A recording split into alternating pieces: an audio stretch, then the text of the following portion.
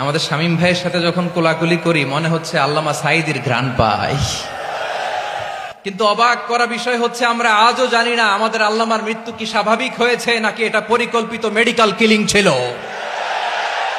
এই রিপোর্ট গণমানুষের কাছে প্রচার করে জানাতে হবে। এই দাবির সাথে কি সবাই আপনারা একমত? কারা কারা একমত হাত তুলে দেখান।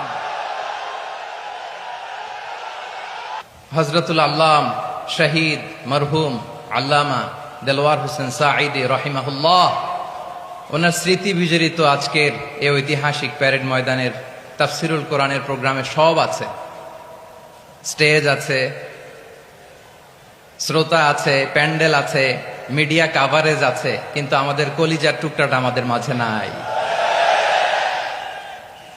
আজকের এই প্রোগ্রামে আলোচক হয়ে এই চেয়ারে আমি না বসে ওই শ্রোতাদের কাতারে বসে যদি আমাদের আল্লামার নুরানি চেহারার দিকে তাকিয়ে ওয়াজ শুনতে পারতাম, আমাদের হৃদয়টা ঠান্ডা হয়ে যেত,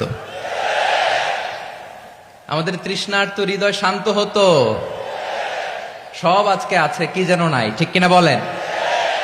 আল্লাহ তাআলা প্রতি 100 বছরে একজন মুজাদ্দিদ পাঠায়, প্রতি 100 বছরে একজন মুজাদ্দিদ, যিনি সমাজকে সংস্কার করেন। আল্লামা দেলওয়ার হোসেন সাঈদী রাহিমাহুল্লাহ ছিলেন তেমন একজন মুজাদ্দিদ। চিৎকার করে বলেন ঠিক কিনা? উনি শিরক বিদআতের আস্তানাকে তছনছ করে দিয়েছেন, তাওহীদের বাণীকে সমুন্নত করেছেন, গণমানুষের কাছে তাফসিরুল কোরআনকে জনপ্রিয় করেছেন। আজীবন আজীবন তিনি ইসলামকে বিজয়ী শক্তি হিসেবে দেখার স্বপ্ন দেখতেন।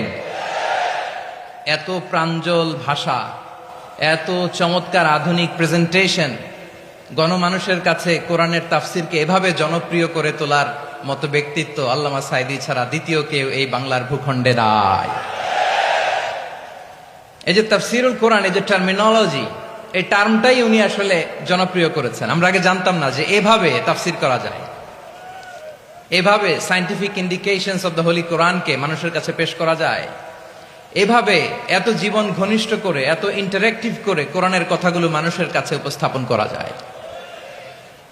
উনি অন্যায়ের বিরুদ্ধে সবসময় সোচ্চার ছিলেন, প্রতিবাদী কণ্ঠস্বর ছিলেন। ওনার আলোচনা শুনলে দেহের রক্ত টকবক করে ফুটতে থাকতো। আল্লাহু আকবার, আল্লাহু আকবার, আল্লাহু আকবার। He was a strong mouthpiece of Islamic revivalism. Islamic জাগরণের স্ট্রং মাউথপিস ছিলেন আল্লামা সাঈদী রাহিমাহুল্লাহ। অনেক দোয়া পেয়েছেন। আমরা পড়েছি, এমন জীবন তুমি